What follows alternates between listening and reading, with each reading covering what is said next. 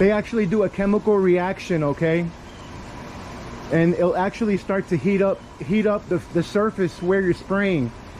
That's how this dirt off these coils come off, because it's actually getting very hot on that coil from the chemical reaction, okay? So now I'm gonna spray this one down here.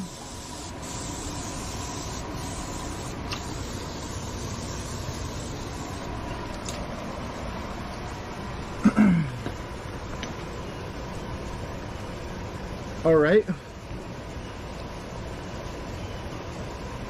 And we're gonna see now how this easy off works on this type of situation, because I've been doing this for over 30 years and nobody has ever told me about easy off for AC units, I'll tell you that. So you're learning something really good today, the power of easy off.